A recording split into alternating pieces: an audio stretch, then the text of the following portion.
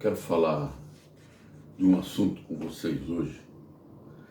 É um assunto que nós enfrentamos as consequências desde a criação do universo. Desde que o Deus, nosso Deus, criou o homem e a mulher, os animais, as plantas, a terra, o mar, tudo. Tudo que ele criou, a gente enfrenta esse problema. Até hoje a gente enfrenta essas consequências.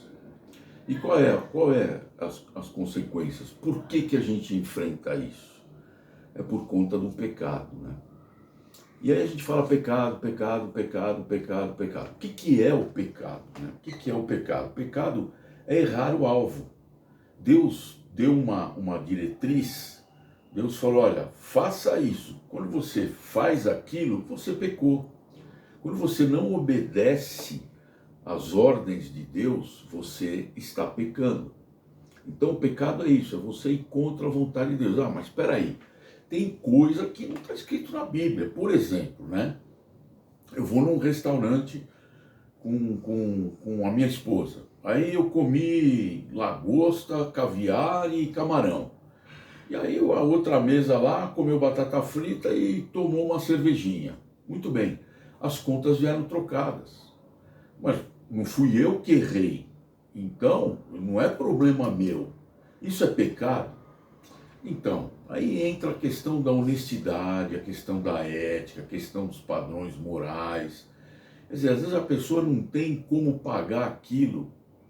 Então, veio a tua conta, você comeu lagosta, camarão, caviar, e veio uma conta exorbitante, e o cara comeu uma batatinha frita com uma cervejinha, porque era o dinheirinho que ele tinha para convidar a namoradinha dele para sair.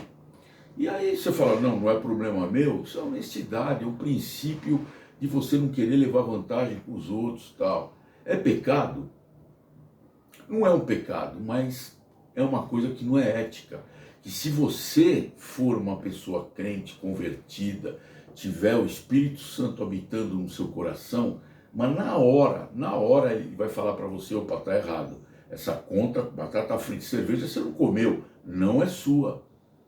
Por isso que é muito legal você ter o Espírito Santo habitando no seu coração. Ele vai te convencer do que é pecado e do que não é pecado. Tem pecado que é aparente, né? Tem pecado que é aparente. Agora tem pecado, você matar uma pessoa, você roubar, você adulterar, você enganar, você cobiçar, você... Quer dizer, tem muita coisa. Inveja. O que é inveja? A inveja, pô, você vê um carro bonito na rua, você fala assim, pô, eu queria ter um carro desse. É inveja isso? Não, não é inveja. Não tem nenhum problema em você querer ter um carro bonito feito aquele. A inveja é quando você quer ter aquilo e não quer que a pessoa tenha. Aí é inveja. Isso é inveja e é pecado. Então, tem um texto em Tiago que ele fala sobre a origem do pecado, que é assim, está em Tiago capítulo 1, versículos, vou ler do 12 até o 15, ele fala, bem-aventurado o homem que suporta com perseverança a aprovação, porque depois de ter sido aprovado, receberá a coroa da vida, a qual o Senhor prometeu aos que o amam. Ninguém ao ser tentado diga, sou tentado por Deus, porque Deus não pode ser tentado pelo mal, e ele mesmo a ninguém tenta. Ao contrário, cada um é tentado pela sua própria cobiça, quando esta o atrai e seduz. Então, a cobiça, depois de haver concebido na mente, dá à luz o pecado, e o pecado, uma vez consumado, gera a morte. Olha que interessante. Nossa, muitas vezes fala assim, o diabo fica me tentando, Não, às vezes você é tentado pela sua própria cobiça. Então, por exemplo, você cobiçar, você é casado, passa uma mulher bonita na sua frente. É pecado você olhar e admirar a beleza? Não, não é pecado. Poxa, que mulher bonita, que homem bonito. Não, o pecado tá quando você começa a colocar aqui na sua mente, puxa, ela é bonita e ela é bonita mesmo. Eu gostaria de ficar com essa mulher ou de ficar com esse homem. Aí você já começa a imaginar você ficando com aquele homem ou com aquela mulher. Aí você já concebeu o pecado na sua mente. e aí você teve vontade de ficar. Pronto, pecou. Antes era o adultério, a lei dizia não adulterarás, ponto. O cara era pego em adultério, era apedrejado, tanto o homem quanto a mulher. Cristo elevou o padrão, falou: se você sentir vontade no coração, porque o pecado nasceu na sua mente e foi para o coração, você já pecou. Então, isso é pecado. Mas você viu que no texto a gente fala em provação, a gente fala que Deus não tenta, Deus não coloca uma lista de tentações para tentar você. Ele não faz isso. Ele prova a sua fé. Qual é a diferença de provação e tentação? Tentação, se você tem problema, por exemplo, com o dinheiro, vai vir gente, vai vir folheto, vai vir coisa no celular para, né, tentar você, jogo. Agora, o negócio de jogo, das bets, tem muita gente que está se prejudicando por causa disso. Às vezes o cara tem essa fraqueza e vem, o cara vai jogando, isso é tentação. Agora, Deus, ele vai provar você se você suporta essa tentação, se você num momento de tribulação, como é que está a sua fé, ou você abandona a sua fé. Deus, né, não está me ajudando, então não quero mais saber de Deus. Deus prova a sua fé, mas quem tenta é o diabo. Então, o que aconteceu lá na criação, né? Deus chegou lá e criou, era uma maravilha. Você imagina como é que devia ser o jardim do Éden, né? Deus criou o homem, depois de um tempo ele criou tudo, aí depois de um tempo ele criou o homem, aí ele falou assim: não é bom que o homem esteja só, vou criar uma auxiliadora que lhe fosse idônea. Fez Adão dormir profundamente, criou a mulher. Estava o homem, a mulher e Deus andando. Eu fico imaginando os animais, isso é minha imaginação, né? Você passando a mão na cabecinha do tigre, ou do leão, coçando lá o queixinho dele, mexendo na orelhinha do leão. Era assim. Eu entendo que deveria ser assim. Eu acho que era assim. Aí Deus falou assim: olha, tá vendo? Pô, que gostoso que a gente está aqui, tá, as plantas nascendo, as verduras crescendo, as frutas frutificando. Aí Deus chamou os dois e falou: tá vendo aquela árvore lá? Você pode fazer de tudo aqui, mas daquela árvore eu não quero que vocês comam. Tá bom? Beleza, tal. Aí veio a serpente e a Eva comeu o fruto e deu para o marido dela, o Adão, e ele comeu também. Qual foi o pecado aí? Desobediência. Desobediência. Até vou abrir um parênteses aqui, né? A gente costuma falar assim: quando você tem um filho pequeno, aí ele está mexendo lá com um suco de uva, né, numa toalha branca, você falou: para, que você vai deixar cair esse suco. Para, não quer tomar, toma, mas para de ficar mexendo com ele. Aí ele vai lá e derrama na toalha branca, ou na roupa que ele estava prestes a sair. Aí o que ele fez? Ele desobedeceu, porque você deu uma ordem e ele desobedeceu a ordem. Aí você foi lá e corrigiu ele. Aí um dia ele estava correndo lá dentro da sua casa, esbarrou na televisão de 60 polegadas que você tinha acabado de comprar, e essa televisão vem para o chão. E aí quebra a televisão. E você corrigiu ele? Não. Por quê? Mas você corrige a criança quando derrama um suco de uva e quando derrama uma televisão de 60 polegadas, você não corrige? Claro que não. Por quê? Porque é criancice. Criança é levada, criança brinca, e ele estava correndo e derrubou a televisão. Agora o suco não, foi desobediência. Fecha parênteses. Então aqui, o que aconteceu? Eles desobedeceram. E aí então, o título do nosso estudo é Punição versus Graça. Vem algumas punições das quais nós enfrentamos até hoje, né? Então, olha o que ele fala aqui. Primeiro quero colocar para vocês o seguinte, né? Como é legal, você imagina Deus andando com você ali no Jardim do Éden. Ele fala aqui, ao ouvirem a voz do Senhor Deus, que andava pelo jardim, no final da tarde, o homem e sua mulher esconderam-se da presença do Senhor Deus. Você já imaginou? Deus estava andando ali na viração do dia, o final da tarde, e aí andando com Adão e Eva ali. Olha que coisa, né? Bom, vamos lá. Primeira punição, para o homem. Então está em Gênesis 3,17, diz assim, olha, e disse para o homem, depois que eles comeram o fruto e pecaram, e disse para o homem, porque deste ouvidos à voz da tua mulher, e comeste da árvore, qual te ordenei, não comerás, da qual te ordenei, não comerás, maldita é a terra por tua causa, com sofrimento comerás dela todos os dias da tua vida. Deus amaldiçoou o homem aqui de forma alguma. Ele amaldiçoou a terra. Então, ele amaldiçoou a terra, a serpente e Satanás. Mas o homem não. Então essa foi uma punição. Então hoje você não tem que trabalhar para ganhar o teu pão. Então o que aconteceu? A gente vai ver aqui daqui a pouquinho o que ele fez com a natureza, né? Criou cardos e abrolhos, as plantas nasciam, não tinha mato, não tinha nada, né? Mas a natureza também foi amaldiçoada. Então, com o suor do rosto, a pessoa tem que ganhar o seu pão. É o que acontece com a gente tem que trabalhar. E você enfrenta problemas no teu trabalho. Por quê? Ah, maldito Adão que pecou. Não, Deus não amaldiçoou Adão. Ele amaldiçoou a terra. Entendeu? Porque é para você ganhar o seu pão. E a mulher? Então, outra punição. Isso foi uma punição para o homem. Para a mulher está em 3,16, diz assim, e disse para a mulher, multiplicarei grandemente a tua dor na gravidez, com dor darás à luz filhos, o teu desejo será para o teu marido e ele te dominará. Então, a mulher, hoje a mulher não tem dor no parto, a Bíblia diz que a mulher é submissa, o marido tem que ser submissa de ter uma missão. O marido tem uma missão, a mulher tem uma submissão, mas o desejo dela é para o seu marido. Isso foi determinado como uma punição.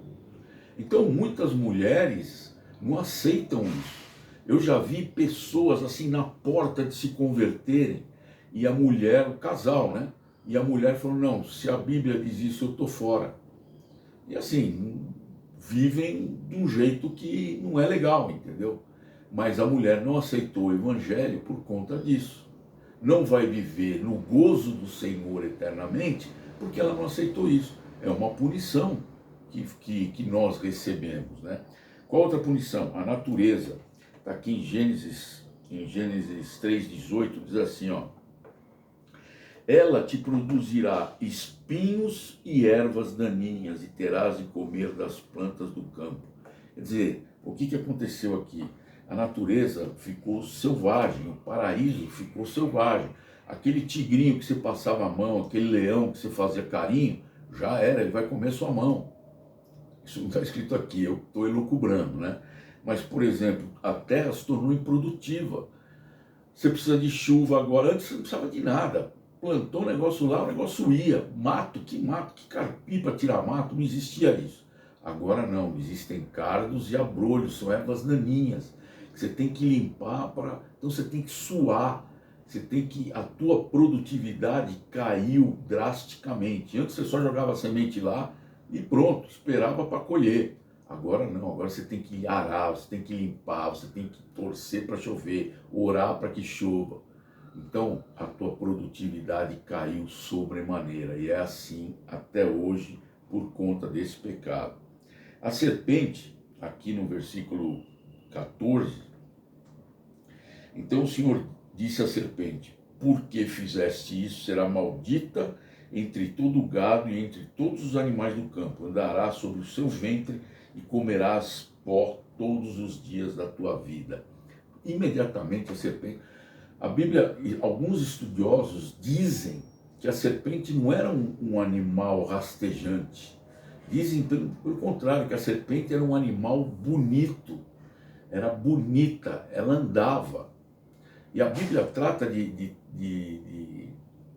um animal que falava, uma mula falou para um profeta, e a serpente falou com Eva aqui. Era um animal que falava, era linda. Talvez seja por isso que Eva se encantou. A serpente chamou, vem cá, vamos levar um papo e tal. E ela se encantou com a beleza e foi. Isso eu também estou elucubrando, mas alguns estudiosos dizem que ela era linda. Alguns dizem até que ela tinha asa, que ela conseguia voar. Então, já era. Deus puniu ela porque ela até, vamos dizer assim, emprestou, vamos dizer assim, o corpo para Satanás entrar nela e fazer a tentação para ela. E para Satanás? Bom, Satanás está aqui em 3,15, diz assim, ó: porém, inimizade entre ti e a mulher, entre a tua descendência e a descendência dela. Esta te ferirá a cabeça e tu lhe ferirás o calcanhar. Quer dizer, aqui, Deus, na realidade, esse versículo ele sela a derrota de Satanás. E aonde que Satanás perdeu? Na cruz, onde Cristo foi crucificado e foi ressurreto. Cristo foi crucificado no nosso lugar e 3 dias depois ele ressuscitou. Aqui Satanás perdeu feio a batalha, porque lá ele tinha outro propósito. Ele tinha o propósito de revirar tudo aquilo que Deus criou. E aí, por conta do homem, que o homem podia ter negado isso, o homem podia falar, não quero. A Eva, né, não quer falar, não quero, eu escuto, eu obedeço o meu pai, Deus que falou para eu não comer, eu não quero comer. Eles podiam ter rejeitado aquilo? Sim, podiam, mas não rejeitaram, caíram na tentação, né? Então, isso é a punição. E agora vem o quê? A graça. É isso que é maravilhoso, né? A graça, Deus é cheio de graça e de misericórdia e Ele nos proporcionou solução para todo esse tipo de coisa. Ele foi lá, puniu, disciplinou, mas por outro lado Ele vai lá com a sua graça e nos ajuda. Olha que interessante, né? No versículo 9 do capítulo 3, mas o Senhor Deus chamou o homem perguntando, onde estás? Ele deu o primeiro passo para a reconciliação. Ele sabia que o homem tinha cometido erro e chamou Adão para se reconciliar. Tem gente que diz o seguinte, olha, a Bíblia toda é uma historinha do homem buscando a Deus. Totalmente errado. A Bíblia toda fala de Deus querendo se reconciliar com o homem. Deus sempre dando chance para o homem se reconciliar com ele, mostrando coisas, a criação da natureza, e muita gente rejeita. No outro dia eu fiz um estudo aqui, onde eu falei, Cristo bate na tua porta e fala assim, olha, eis que estou à porta e bato. Se você abrir a porta e me convidar para entrar, eu entro, sento, ceio com você. Então, está aqui, Deus, Ele quer se relacionar conosco. Ele quer, em Eclesiastes 3,11, fala assim, Deus colocou a eternidade no coração do homem. Aqui Deus andava na vida, um versículo antes estava falando assim, Deus andava no final da tarde, o homem andava, ao ouvir a voz do Senhor Deus, que andava pelo jardim no final da tarde, o homem e sua mulher esconderam-se da presença do Senhor entre as árvores. Por que eles esconderam?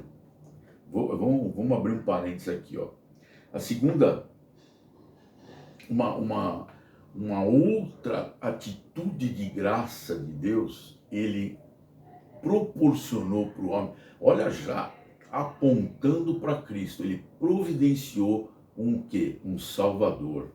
O 3,21 está escrito assim, e o Senhor Deus fez roupas de peles para Adão e sua mulher e os vestiu. Por que isso? Deixa eu só ler um contextozinho aqui, Portanto, o homem deixará seu pai e mãe, se unirá à sua mulher e eles serão uma só carne. E os dois estavam nus, o homem e sua mulher, e não se envergonhavam. Aí depois, aqui, quando o homem comeu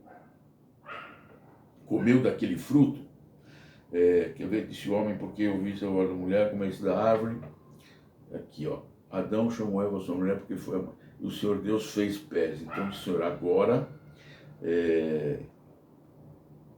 tornou-se como um de nós. Conhece o bem e o mal. Não suceda que estenda a mão e tome também da árvore da vida, coma e viva eternamente. Bom, aqui é o seguinte. O que ele fez, né? Aqui, ó. Então o Senhor disse à serpente: por que fizesse isso? Maldita é a terra, porém inimizade entre disse a mulher, multiplicarei e tal. Por que, aqui, ó. Quando eles comeram, então vendo a mulher que a árvore era boa para comer, agradável aos olhos e desejável para dar entendimento, tomou do fruto, comeu e deu dele a seu marido. Então os olhos dos dois foram abertos e ficaram sabendo que estavam nus. Por isso entrelaçaram folhas de figueira e fizeram para si aventais. Aí que está aqui naquele versículo que Deus está andando, né? E pergunta a Adão: cadê você? Aí ele falou: eu percebi que estavam nu, tive vergonha e me escondi. Então, o que acontece? O que eu acho que aconteceu, né? A glória, quando Deus está presente, ele brilha. E esse brilho, ele expande para tudo que está em volta. É o que a gente chama de Shekinah, a glória de Deus, né? Tem um texto em Êxodo, deixa eu ver se eu acho aqui, é Êxodo 34, eu acho. É um texto que está em Êxodo, quando Moisés ia falar com Deus, quer ver? Êxodo 34, quer ver? Quando Moisés ia falar com Deus, olha que interessante, ó. Moisés subiu no monte para falar com Deus, para dar as tábuas da lei, né? Quando desceu do monte Sinai, trazendo nas mãos as duas tábuas dos testemunhos, sim, quando desceu do monte, Moisés não sabia que a pele do seu rosto resplandecia, por ter Deus falado com ele. Então, Deus estava falando com ele, quando ele desceu do monte, o pessoal via o rosto de Moisés resplandecia. Incrível isso, né? E aqui eu acho isso. Por que eles não perceberam que estavam nus, Adão e Eva? Por quê? Porque o corpo deles brilhava. É como se você olha por uma lâmpada incandescente, você vê o filamento, né? Você fecha o olho, você não vê nada. A vista fica brilhando ali. Você não consegue enxergar o filamento da lâmpada lá dentro dela, né? Você enxerga só o brilho. É o que acontecia aqui. Quando o homem pecou, o que aconteceu? Deus saiu, Deus foi embora, Deus saiu da presença do homem. Por isso que quando ele falou assim, certamente morrerás. Morte o que? Física? Não, é a morte espiritual. Quer dizer, o homem, quando pecou, Deus estava junto com ele. Era tudo ali, amigo, tudo junto. Quando o homem pecou, Deus saiu. Deus foi para a habitação dele, da luz inacessível. E o homem ficou ali, esmaecido daquele brilho. E aí eles fizeram uma roupinha lá de folha de figueira, alguma coisa assim. E Deus falou, não, foi aqui, nesse momento, que a graça foi estendida e ele providenciou já um Salvador. O que aconteceu? Ele vestiu o homem e a mulher de pele. O que significa isso? Que alguém teve que pagar o pato pelo pecado deles. Então o animal foi sacrificado, então perdeu o seu sangue, deu o seu sangue para que eles extraíssem a pele e se vestissem com ela. Lembra? Olha que incrível, logo na criação, Deus já providenciou um Salvador. O que quer dizer isso? A redenção. Para Deus não matar o homem e a mulher, ele matou um animal. O animal foi sacrificado em substituição a Adão e Eva. Então é isso que significa a obra redentora de Cristo. Quer dizer, alguém teve que morrer no seu lugar e no meu lugar para a gente se purificar dos pecados. Então, se você crê que Cristo morreu no seu lugar, você entregou sua vida para Ele, você está salvo. Então, olha, já aqui, Cristo já providenciou essa salvação para nós, já na criação. Então, gente, para a gente concluir aqui, o que acontece? Houve uma ordem, Deus deu uma ordem, houve a queda, o homem caiu, houve uma disciplina, e aí Deus entra com a graça, que ele não dizimou a humanidade nem nada, mas a gente carrega as consequências desse pecado até hoje. E Deus, tem uma coisa que eu sempre fico imaginando, que assim, né? Você imagina lá no Jardim do Éden, Deus andando com o homem, com a mulher, não tinha doença, não tinha violência, não tinha doença, não tinha coisas ruins, só existiam coisas boas. A gente não imagina se o homem não tivesse pecado como seria a humanidade, né? Não dá para imaginar isso, mas eu fico imaginando uma coisa que nunca me saiu da cabeça, nunca. É assim, Deus, a doença entrou no mundo por causa desse ato de pecado aqui. Antes não existia gripe, câncer, nada, não existia nada disso. Mas a doença entrou por causa do pecado. Aí, na sua graça, eu penso que Deus, Ele criou, deve estar nas plantas, nas raízes, em folhas, a cura para todos os males, para todos os males. Talvez esteja até nessa árvore da vida, que isso aí é um mistério que também é muito legal você imaginar isso. Você imagina que a árvore da vida existe até hoje. Deus expulsou o homem e a mulher do jardim do Éden, do paraíso. Você viu o que ele fala aqui, ó? Ele quer ver? Ele expulsou, aqui ó, Gênesis 3:24, ele fala assim, ó, havendo expulsado o homem, pôs a leste do jardim do Éden os querubins, anjos, né? E uma espada flamejante que se revolvia por todos os lados para guardar o caminho da árvore da vida. Então, o caminho da árvore da vida, a árvore da vida está lá. Olha que incrível isso. Ela está lá até hoje, só que ninguém sabe, Deus escondeu ela. Ninguém sabe onde que ela está. A gente vê filmes aí, Caçador da Arca Perdida, A Última Cruzada, mas a árvore da vida está lá. Só que Deus escondeu para que o homem não ficasse indo lá para viver eternamente, vê bem, viver eternamente em imoralidade. Você já imaginou o homem hoje tirando vantagem da vida eterna? Assim, cara, não vou morrer mesmo, então eu vou aqui ser imoral pro resto da minha vida. Então Deus expulsou o homem e a mulher do jardim do Éden.